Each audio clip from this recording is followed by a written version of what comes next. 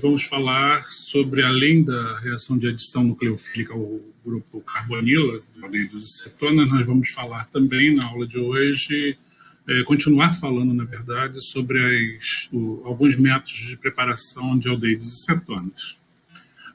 Sem dúvida alguma, um dos principais métodos de preparação, de síntese de aldeídos e cetonas, envolve a reação de ozonólise, ou também conhecida como reação de clivagem por ozônio, né?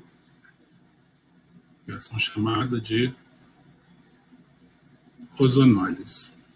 E essa reação envolve a preparação de aldeídos e cetonas partindo de alcenos. Ou seja, alcenos, os alquenos são os produtos de partida, partes de alquenos, e tratando esses alquenos com ozônio, seguido de uma etapa de redução do ozonídeo formado intermediariamente, chega-se, dependendo da estrutura desse alceno, do padrão de substituição dos carbonos da ligação dupla, né? Chega-se a aldeídos ou cetonas. É uma reação de fragmentação, na verdade, clivagem da ligação dupla carbono-carbono, gerando duplas carbono-oxigênio. Aqui nós temos dois exemplos dessa reação. O ozônio é um reagente altamente eletrofílico e a reação que acontece do alceno com ozônio é, na verdade, uma reação de adição eletrofílica ao alceno, né?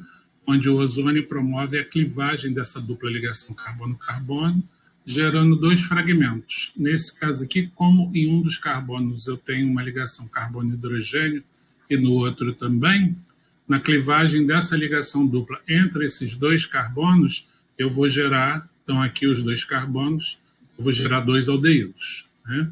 Duas estruturas que são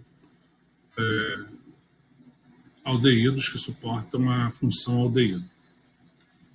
Já no exemplo de baixo, eu tenho uma dupla ligação terminal, né, exocíclica, e os carbonos envolvidos em ligação, um deles está ligado é o carbono de um anel, ou seja, está ligado a dois outros carbonos, e esse carbono da dupla exocíclica ele está ligado a dois hidrogênios. Então, no momento que o ozônio promove essa clivagem, veja bem, como eu comentei, a reação de ozonólise é um processo em duas etapas. A reação com o ozônio propriamente dito, e depois a ação de um agente redutor, que nesse caso aqui é de metilsulfeto, pode ser também zinco metálico, e outros redutores podem finalizar a reação de ozonólise, mas o redutor mais utilizado nessa segunda etapa, após a reação com ozônio, é o de metilsulfeto.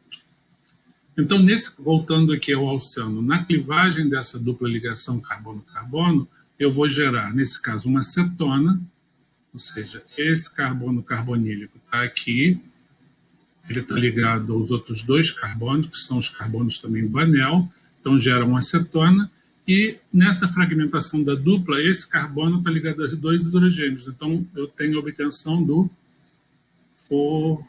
formaldeído como produto. Tá? O ozônio é um reagente gasoso, né? Normalmente essa reação é feita em diclorometano a baixa temperatura. Isso aqui é importante, é um detalhe experimental unicamente, mas é importante porque com a redução da temperatura nós temos um incremento, né, da capacidade do solvente em dissolver esse gás, o ozônio, e o ozônio ele vai permanecendo no meio reacional e oxidando o alceno até que todo o alceno seja oxidado. Nós vamos ver daqui a pouco, em linhas gerais, o mecanismo da ozonólise. No momento que todo o substrato é consumido, todo o alceno é oxidado pelo ozônio, o ozônio permanece no meio. E aí é uma reação que visualiza-se o seu término, porque o meio reacional permanece azul, que é a cor desse gás, dissolvido no solvente, né, que normalmente é o diclorometano, como eu falei. mesma cor do nosso planeta Terra, que é azul exatamente pela presença da camada de ozônio na estratosfera, né? Da reação de ozonólise, está mostrado aí nesse esquema, envolve a adição, né, desse ozônio, que é um zwitterium, ou seja, é uma espécie dipolar.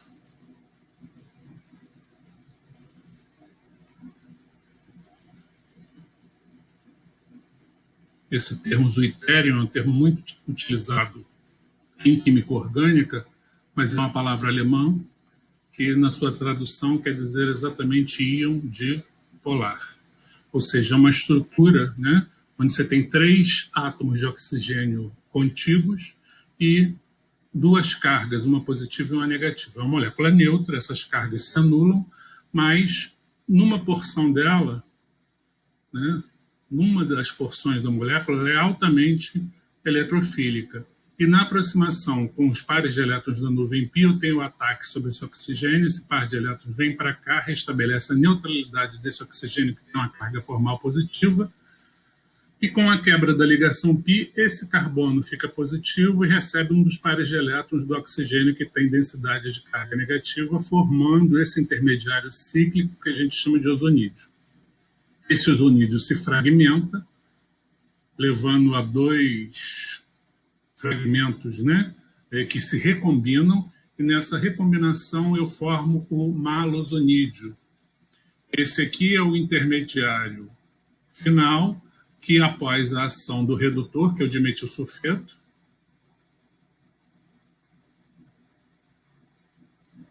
fornece para a gente, então, os 2 carbonílicos desejados. Dependendo do que eu tenho ligado aos carbonos carbonílicos, eu vou ter aldeídos ou cetonas. E formo também um subproduto, que é o DMSO, dimetilsulfóxido, que é o produto, né, na verdade, esse redutor, o dimetilsulfeto, ele é oxidado ao dimetilsulfóxido. Uma oxirredução que acontece aqui, o malozonídeo oxida o dimetilsulfeto, o dimetilsulfóxido, e esse malozonídeo é reduzido aos compostos carbonílicos, aldeídos ou cetonas correspondentes. Aqui eu tenho mais alguns exemplos envolvendo a abertura de anéis por ozonólise, a dupla ligação carbono-carbono, que os 2 carbonos envolvidos em ligação, essa dupla ligação ela é clivada. Então, no momento que ocorre essa clivagem, o que acontece? A abertura do anel. Esse anel de 6 membros, que é o que eu tenho aqui,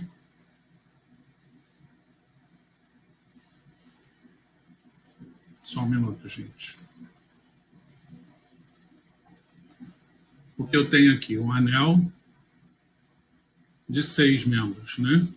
Eu vou numerar aqui, partindo desde essa metila, para a gente visualizar bem na estrutura do produto depois, onde estão cada um desses carbonos. Eu tenho um anel de 6 com uma metila ligada a ele, ou seja, eu tenho um total de 7 carbonos.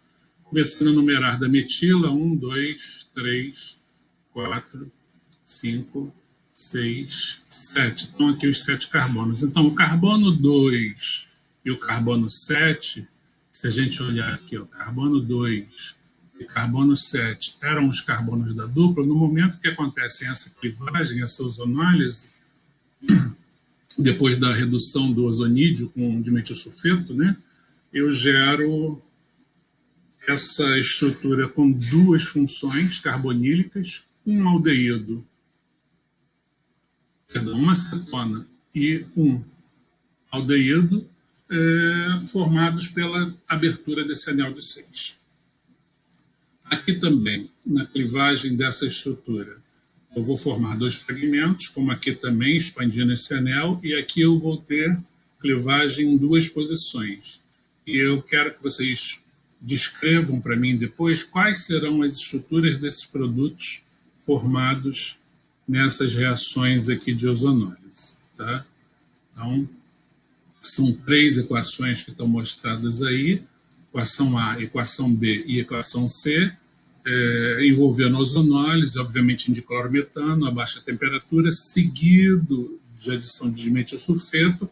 Quais serão os produtos formados em cada uma dessas reações mostradas. Uma outra coisa que eu deixo para vocês também verem e fazerem como exercício é qual o alceno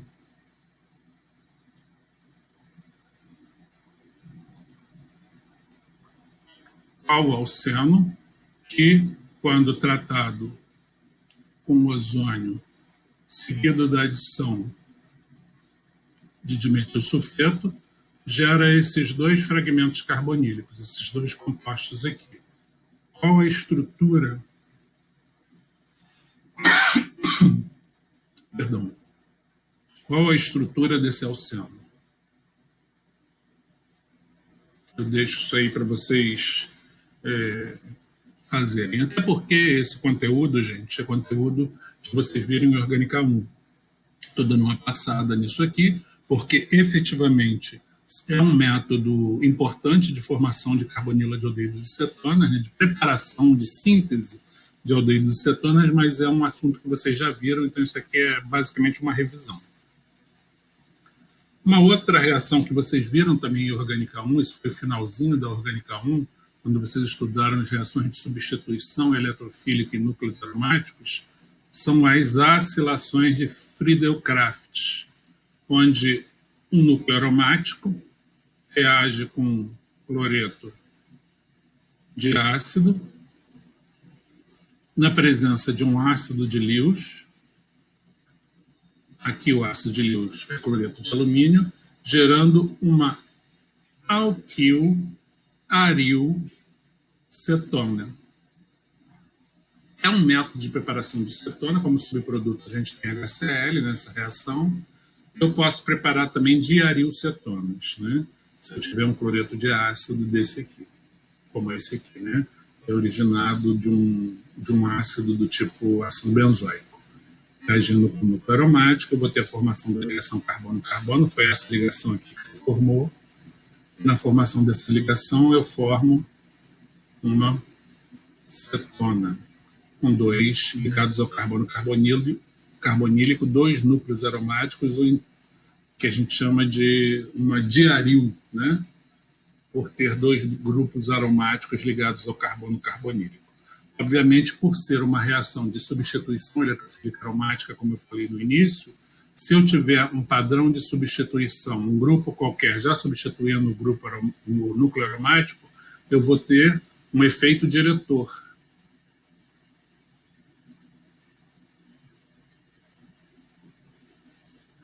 Na reação de substituição eletrofílica aromática.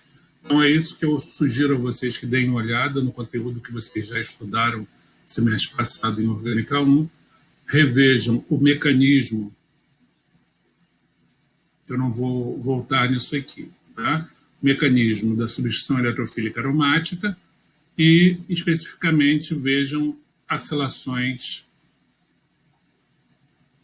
de Friedel-Crafts,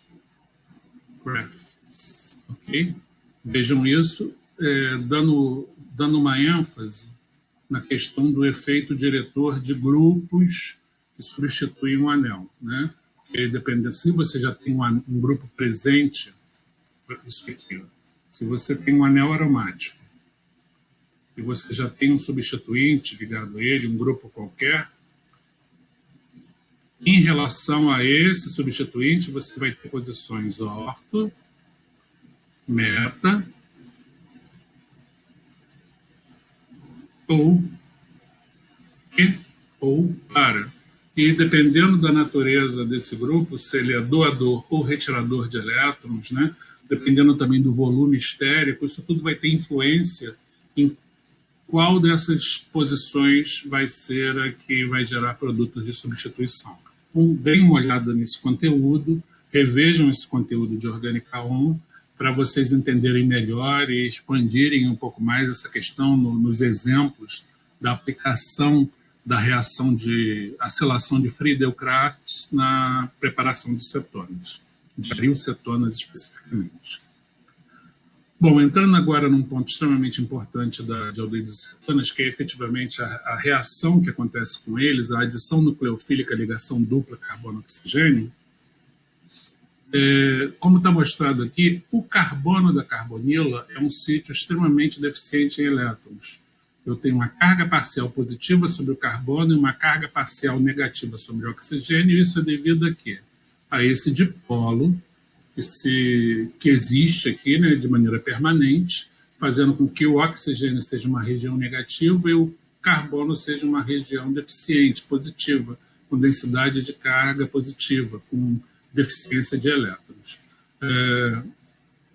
Então, espécies, bases de Lewis, ou que a gente chama genericamente em química orgânica de nucleófilos, podem fazer um ataque nesse carbono carbonílico que tem características de quê? De um eletrófilo, tá? Ou um ácido de Lewis. Qual a definição de ácido de Lewis? Qualquer espécie capaz de receber um par de elétrons. É o que está acontecendo aqui. Ó. A base doando elétrons para o ácido. Obviamente, esse ácido, ao nível desse carbono, ele já tem 4 ligações. No momento que ele recebe o par de elétrons do nucleófilo, ele cliva a ligação mais fraca que ele tem, que é a ligação π carbono-oxigênio, e aí você forma a ligação com o nucleófilo a partir dessa doação de elétrons aqui que foi feita, você forma a ligação carbono-nucleófilo e fica com uma espécie de oxigênio negativo.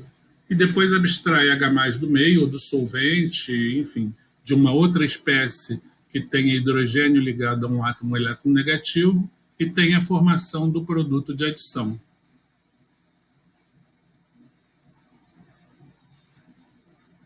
É isso que acontece, em linhas gerais, na reação de adição nucleofílica à ligação dupla carbono-oxigênio, tanto de aldeídos quanto de cetonas. Agora vamos falar um pouco da reatividade relativa de aldeídos e cetonas. Essa reatividade desse carbono, quando eu falo reatividade relativa, eu estou me referindo aqui à reatividade desses compostos frente à adição de um par de elétrons proveniente de um nucleófilo. Um aldeído e uma cetona são aptos a reagir com nucleófilos. Quem vai reagir mais rapidamente? O aldeído ou a cetona? Quem vai dirigir isso são fatores estéricos. Quem vai interferir nessa reatividade são fatores estéricos e eletrônicos. Se eu olhar a carbonila de um aldeído e comparar ela com a carbonila de uma cetona, o que eu visualizo logo de início? Que um dos substituintes do aldeído, por ser sempre um átomo, pelo menos um átomo de hidrogênio, em termos de impedimento estérico, a aproximação do nucleófilo, no caso do aldeído, é facilitada, porque eu vou ter sempre um átomo pequeno aqui, um impedimento menor, quando comparado à cetona, porque aqui eu vou ter duas ligações carbono-carbono, com carbono carbonílico. Isso aqui vai tender sempre a ser mais volumoso do que um átomo de hidrogênio. Então, o aldeído é normalmente mais reativo devido a menor impedimento estérico da aproximação do nucleófilo à carbonila.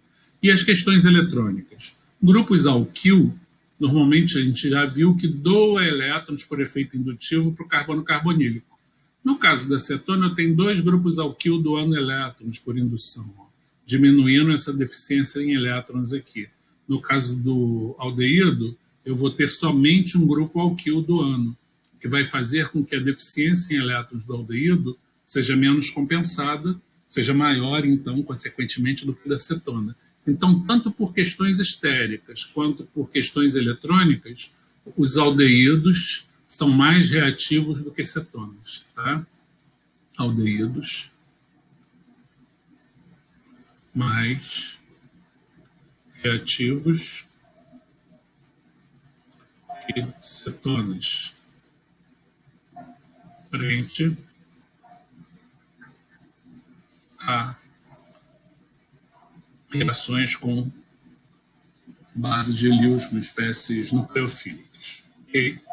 Carbono do aldeído é mais deficiente em elétrons do que o da cetona e é menos impedido para a aproximação do nucleófilo.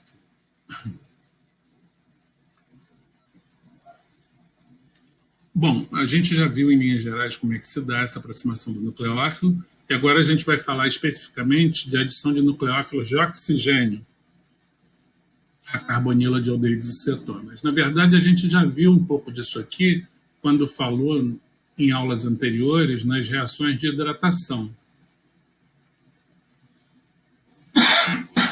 Quando a gente falou das reações de oxidação de álcools primários, eu comentei com vocês a formação do hidrato, né, devido ao meio aquoso ácido, que é o que leva à formação do ácido carboxílico, sem parar na etapa intermediária de oxidação, que é o aldeído.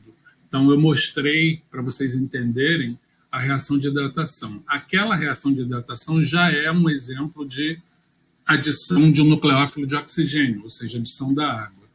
Mas aqui a gente vai continuar vendo essas reações com nucleófilos de oxigênio, ao invés da água, que álcools reagindo. Então, um álcool é um nucleófilo que pode atacar o carbono carbonílico e gerar produto. No caso específico, um aldeído ou cetona reagindo com um álcool vai gerar uma função chamada de M-acetal. Ok? A formação desses M-acetais é catalisada por ácidos. Normalmente não são ácidos minerais, o catalisador mais usado nesse caso é esse ácido orgânico aqui, um ácido sulfônico.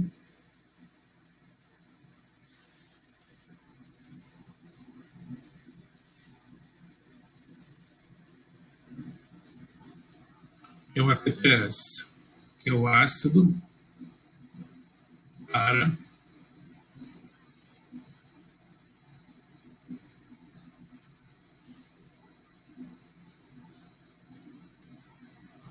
ácido para-tolueno sulfônico.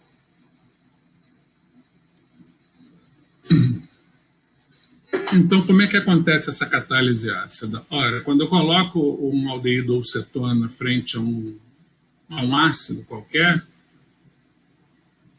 os elétrons, os dois pares de elétrons, né, um dos dois pares de elétrons da carbonila do aldeído ou da cetona, pode abstrair H+ desse ácido, formando esse oxônio. Esse oxônio, na verdade, ativa esse carbono ao ataque do nucleófilo. Então, o álcool, que é um nucleófilo fraco, devido a ser um nucleófilo neutro, faz o ataque, a ligação π se rompe, estabelecendo um par de elétrons não compartilhado desse oxigênio. Aqui. No momento que esse oxigênio, que doou um par de elétrons, forma a ligação carbono-oxigênio, ele fica agora na forma de um oxônio. Por quê? Porque ele está com 3 ligações e o solvente do meio abstrai H+, e levando então a formação do M-acetal.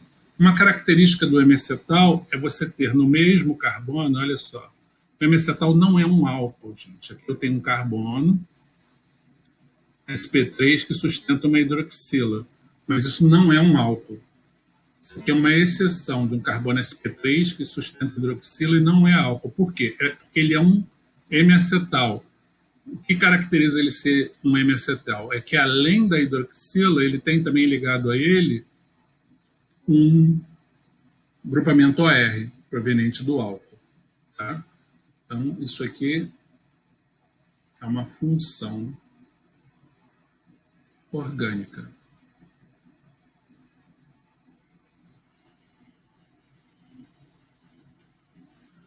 Essa reação pode se dar também de forma intramolecular, a formação de um M-acetal.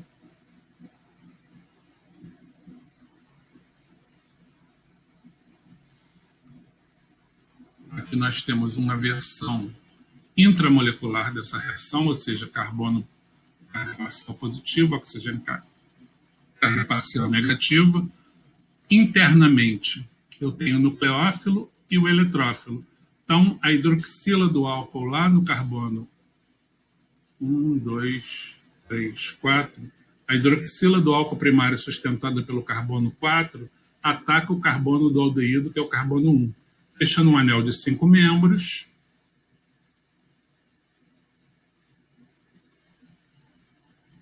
E então, tem uma transferência de próton aqui. Aqui restabelece os dois pares diretos do oxigênio. Ele só tinha uma aqui, então tem ligações carga formal positiva. Eu perco H+ aqui e ganho H+ sobre esse oxigênio, formando o M-acetal, só que agora, como foi uma versão intramolecular, eu formo um ciclo, um anel. Mas eu tenho, olha só, o carbono que sustenta a hidroxila, sustenta também um grupamento OR, tá vendo? Isso aqui é um carbono de um M-acetal, isso não é um álcool. Eu tenho grupos OH e OR ligados ao mesmo carbono, que é a característica do M-acetal. Os M-acetais estão presentes, por exemplo, nos açúcares cíclicos. Aqui tem a estrutura da glicose, que é o açúcar mais abundante na natureza, e aqui eu tenho o carbono do M-acetal. Eu tenho também OH e OR ligados ao mesmo carbono, OH e OR. Tá? Se eu desenhar a estrutura aqui da glicose antes de ciclizar, a gente visualiza que é a hidroxila ligada ao carbono 5 da cadeia do açúcar que faz o ataque à carbonila do carbono 1. A glicose é uma hexose, ou seja, um açúcar em 6 carbonos. Eu vou numerar aqui as estruturas, tanto a aberta quanto a cíclica. Olha só, o carbono 1, que é o carbono do M-acetal, na estrutura cíclica, 2, 3, 4, 5, 6 carbonos, está vendo? Carbono 1, carbono 2, carbono 3, carbono 4, carbono 5, carbono 6. Então, essa hidroxila aqui, ligada ao carbono 5, essa faz o ataque interno ao aldeído. Isso aqui é um aldeído.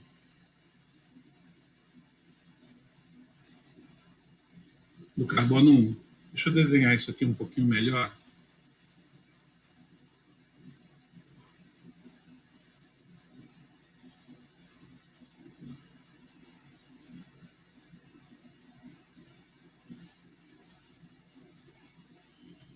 No momento que esse ataque se dá, o par de elétrons é doado, a ligação aqui se rompe, essa carbonila vira a hidroxila do M-acetal e eu fecho um anel de... Eu tenho aqui o que é? Anel de 6 membros. Né? Isso aqui também é uma ciclização.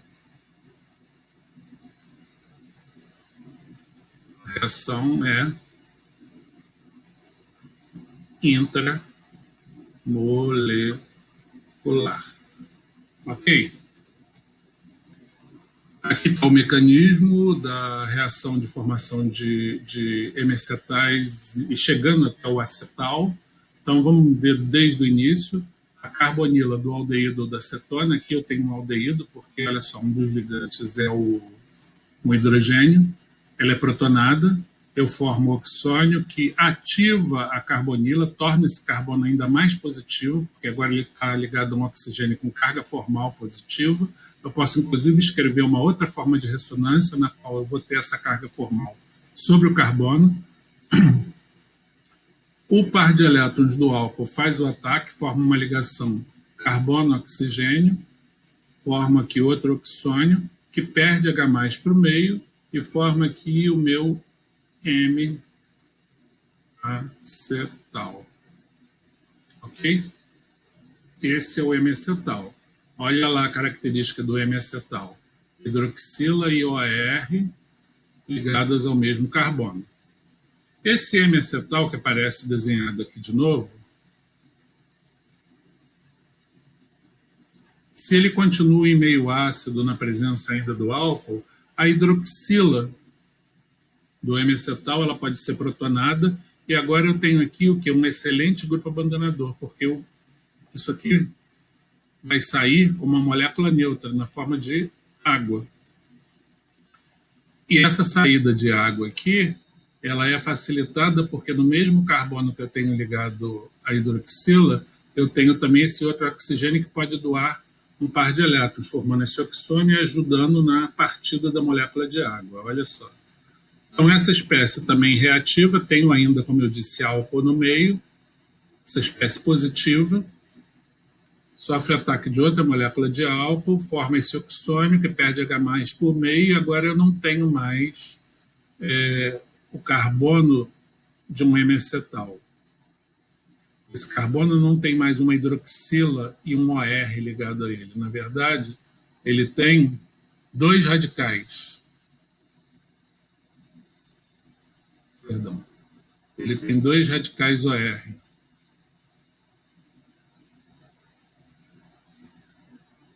Esse e esse.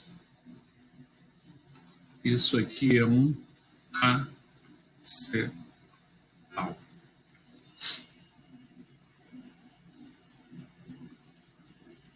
Esses acetais podem ser formados também a partir da reação dos aldeídos cetonas com dióis, gerando acetais cíclicos. Então, eu tenho aqui um diol, né, esse aqui é o etileno glicol.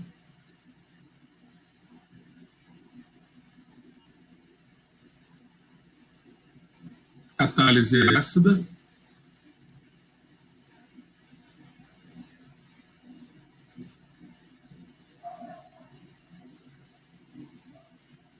Então, como eu tenho catálise ácida, qual vai ser a primeira etapa desse mecanismo de reação? Vamos ver aqui como é que vai ser esse mecanismo. Primeira etapa, catálise ácida. Está aqui meu composto carbonílico, aldeído ou cetona, em presença de meio ácido. A primeira etapa vai ser sempre que eu tenho catálise ácida, a primeira etapa vai ser a protonação da carbonila, seja do aldeído ou da cetona, formando essa espécie aqui positiva no oxigênio, que faz com que esse carbono seja ainda mais eletrofílico. Eu vejo isso mais claramente desenhando a outra forma de ressonância, no qual o carbono ele tem uma carga formal positiva.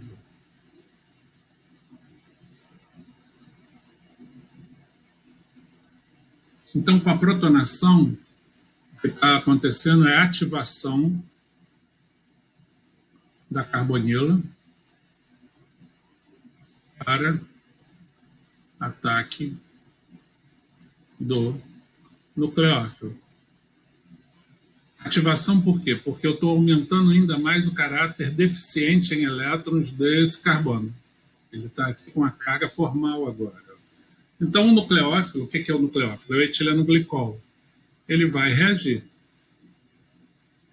Uma primeira etapa intermolecular, o etileno glicol doa elétrons para o carbono ativado. Vou continuar desenhando aqui, gente.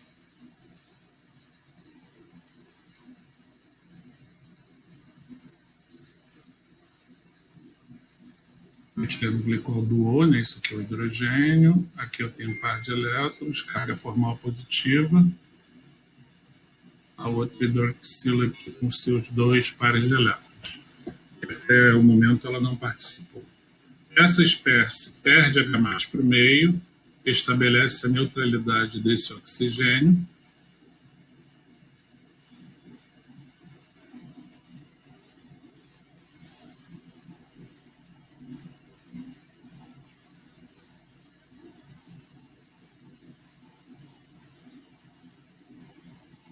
E esse próton que foi para o meio, ele agora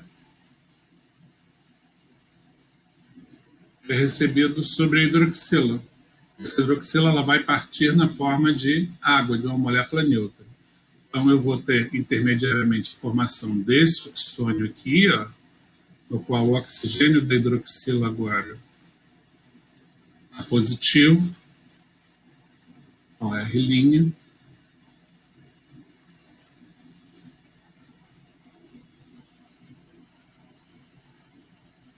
E a saída da água, como uma molécula neutra, é facilitada por um dos pares de elétrons aqui desse oxigênio.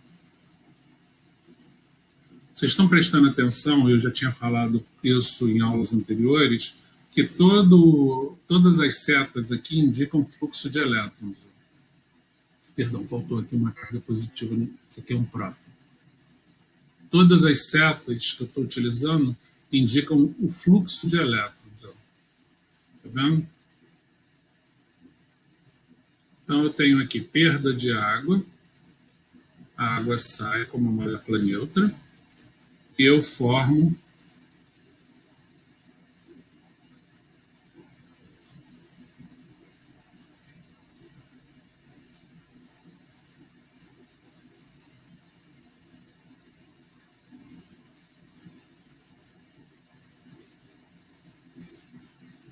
esse intermediário, esse oxônio aqui, oxigênio positivo.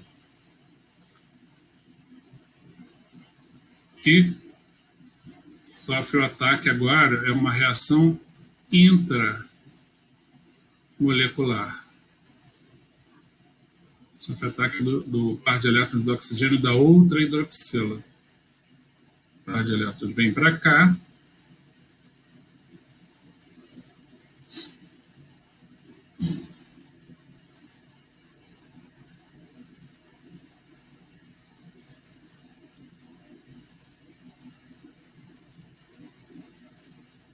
Formei aquela ligação, dois pares de elétrons aqui, um par só aqui, 3 ligações nesse oxigênio, uma carga formal positiva. Ele perde H+ para o meio, esse oxônio, e eu tenho no final a formação do M-acetal, perdão, do acetal cíclico.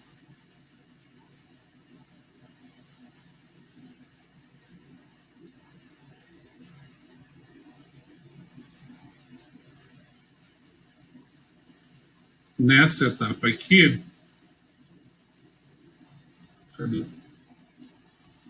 nessa etapa aqui, eu tenho o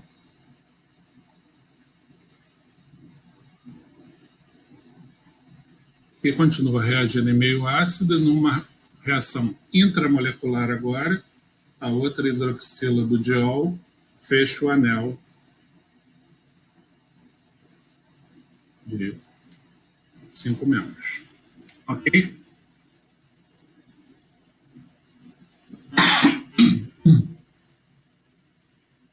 Agora nós vamos ver a adição de nucleófilos de nitrogênio à carbonila de aldeídos e cetonas. No caso das reações com nucleófilos de oxigênio, eu sempre vou necessitar de catálise ácida em reações intermoleculares. Nesse caso, a catálise ácida, ela pode ou não existir. Eu posso fazer essa reação em presença de catálise ácida ou em meio neutro. Tá? Mas, digamos, em presença de catálise ácida, como está nessa equação aqui, o meu aldeído ou cetona, na presença de uma amina primária, ok? Ele vai formar um produto que pode existir na forma de 2 isômeros geométricos, E ou Z, uma mistura de isômeros, que a gente chama de imina. É uma substância que tem uma dupla ligação carbono-nitrogênio. É uma substância análoga a um aldeído ou cetona. Tem uma dupla ligação carbono-heteroátomo. No caso aqui é nitrogênio, no caso dos aldeídos e cetonas é oxigênio. Esse carbono aqui também é deficiente em elétrons, porque o nitrogênio é mais eletronegativo do que carbono, eu tenho essa polarização, mas aqui eu tenho uma função diferente. O nome da função aqui é imina, e essas iminas são formadas pela reação do aldeído ou da cetona em presença de uma amina primária, reação normalmente catalisada por um ácido. Como é que acontece essa reação de aldeídos e cetonas com aminas primárias? Bom, como eu falei que é uma catálise ácida, a primeira etapa vai ser o quê, gente? A primeira etapa vai ser protonação Sempre que eu coloco um composto carbonílico na presença de um catalisador ácido, a primeira etapa é a ativação da carbonila por protonação. Está acontecendo aqui a protonação da carbonila, eu formo esse oxônio, que está em ressonância com carbono com carga formal positiva.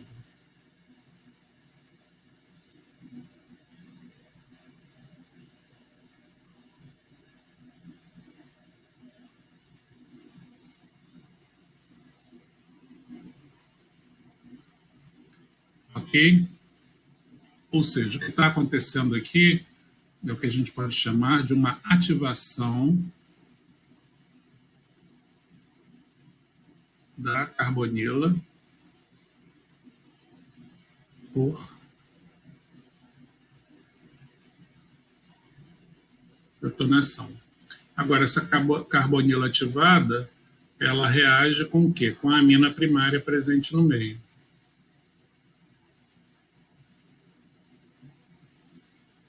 A amina primária, esse par de elétrons de nitrogênio vai atacar esse carbono positivo, formando esse intermediário.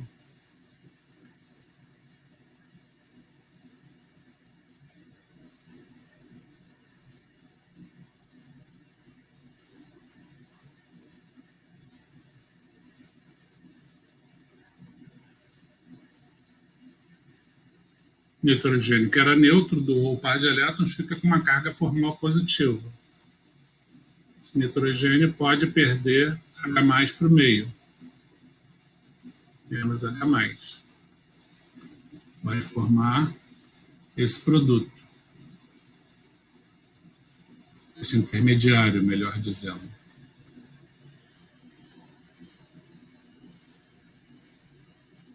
O par de elétrons é restituído, duas linhas.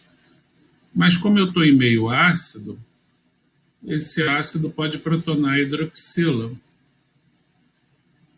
um dos pares de elétrons da hidroxila, ok? Formando esse oxônio.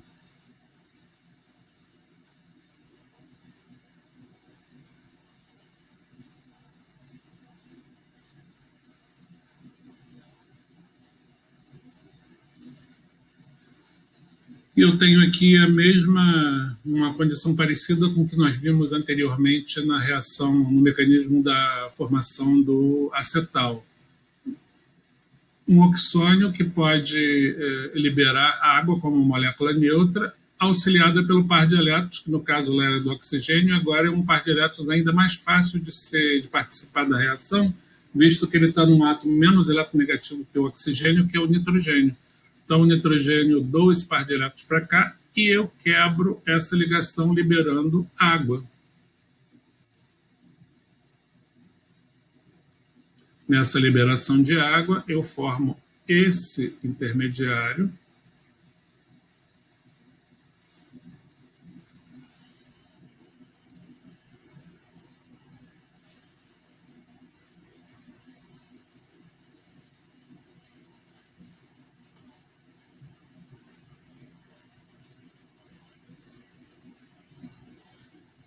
Ok? Só um minuto. Gente, deixa eu fazer esse desenho aqui de uma maneira melhor. Uma dupla carbono-nitrogênio, que perde H+ para o meio, menos H+, formando o produto final, que é o produto final desejado, que é a minha imina.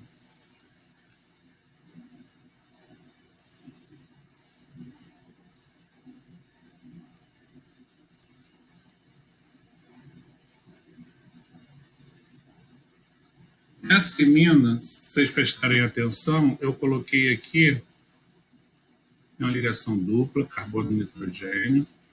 Vou desenhar isso aqui melhor.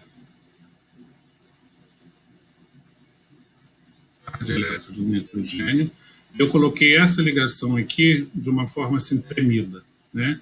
Isso quer dizer o quê? Que esse R2' pode estar tanto para o lado do R' quanto do R. Ou seja, eu tenho uma mistura de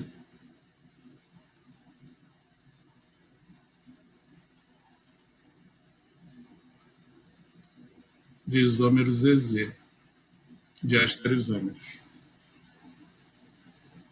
E tenho aí a formação da imina através da reação de um aldeído ou de uma acetona com uma amina primária em presença de catálise ácida. Okay? Esse é o mecanismo geral para essa reação. Além de iminas, eu posso também formar oximas. Vamos ver um exemplo. O que é uma oxima?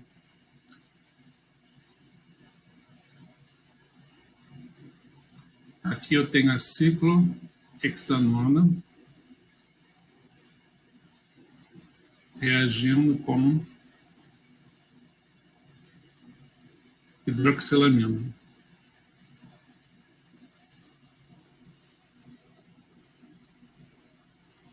Essa reação pode se dar em presença de catálise ácida e o produto formado aqui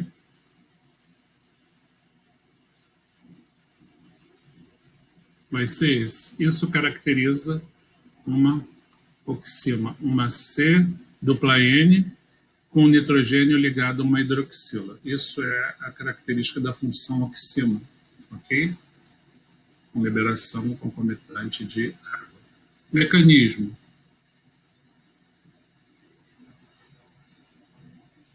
Sugiro a vocês fazerem esse mecanismo, tentar desenhar esse mecanismo, que ele vai ser análogo a esse aqui. Ativação por protonação, ataque do par de elétrons do nitrogênio, da hidroxilamina ao carbono e por aí vai. Tá? O produto formado vai ser um produto parecido com uma imina, só que R2' é uma hidroxila naquele caso. Então, com base nesse mecanismo aqui que está mostrado, de preparação de iminas, vocês conseguem desenhar o mecanismo da preparação de oximas, dessa oxima aí especificamente. Tá? Uma outra classe de substâncias que podem ser preparadas também a partir de aldeídos e cetonas são as hidrazonas. Agora eu vou colocar aqui a estrutura de um aldeído, vou colocar o benzaldeído como exemplo.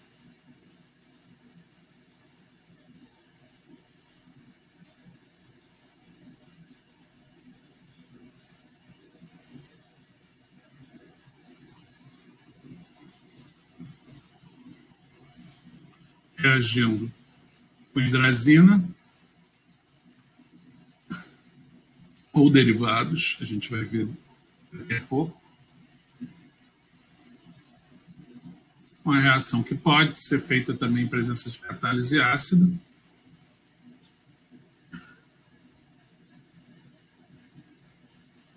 Produto formado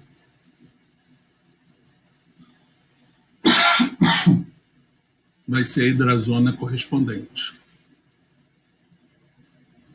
Aí, de novo, aqui eu coloquei essa ligação tremida, porque esse NH2 ele pode estar para o lado do hidrogênio ou para o lado do núcleo aromático. Aqui eu não fiz isso. No caso da hidroxila aqui, eu não coloquei essa ligação tremida. Por quê? Porque os dois lados aqui são iguais. Então, tanto faz a hidroxila estar para cá ou para cá, o produto vai ser o mesmo. Aqui não tem chance de formação de isômeros geométricos. Aqui eu já tenho essa possibilidade. E, então, da mesma forma, eu sugiro a vocês, deixo como tarefa, vocês desenharem esse mecanismo, ok? Vai ser similar ao mecanismo de formação de iminas.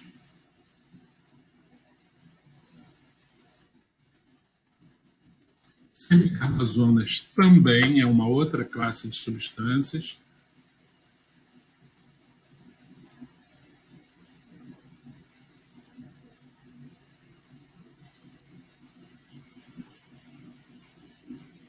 Esse nitrogênio aqui é o nitrogênio mais nucleofílico dessa estrutura. Esse aqui é uma semicarbazida, tá?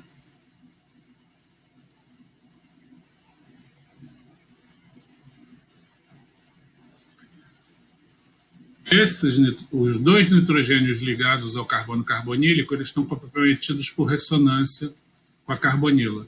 Então, esses pares de elétrons não estão disponíveis para fazer um ataque nucleofílico, coisa que não acontece com esse nitrogênio aqui. Esse nitrogênio, os pares de elétrons dele são disponíveis, esse nitrogênio é o mais básico da estrutura, então eles podem ser doados por um eletrófilo. É exatamente por isso que só esse nitrogênio aqui reage quando eu coloco ele na presença de uma carbonila de aldeído ou cetona. Vou colocar aqui a ciclopentanona, em presença de catálise ácida. Eu vou ter,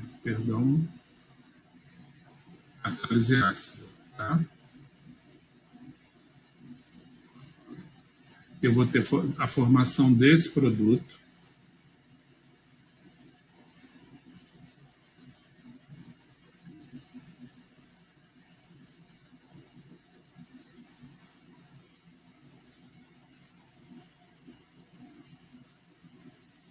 Que é chamado de semicarbazona. Então, como é que se forma uma semicarbazona? A partir da reação de uma semicarbazida com uma cetona ou aldeído, tá? Forma uma semicarbazona. No caso da reação com hidrazinas, eu formo compostos desse tipo que são chamados de hidrazonas. Ok? Então, era isso que a gente tinha que ver. A gente falou de reações, né? Vimos algumas reações de preparação de aldeídos e cetonas, falamos das reações de adição nucleofílica de nucleófilos de oxigênio, vendo a formação de M-acetais e acetais, falamos da reação com nucleófilos de nitrogênio, vimos em detalhes o mecanismo da formação de iminas e também vimos outros derivados, como a reação com hidroxilamina, com hidrazina e com semicarbazida, gerando outros derivados, né? Mas que passam por mecanismos similares ao mecanismo de formação da imina, e esses mecanismos eu deixei para vocês desenvolverem e a gente discutir, depois tirar dúvida sobre isso mais um pouco para frente. Okay? Então, está terminada a aula de hoje. Obrigado aí pela atenção.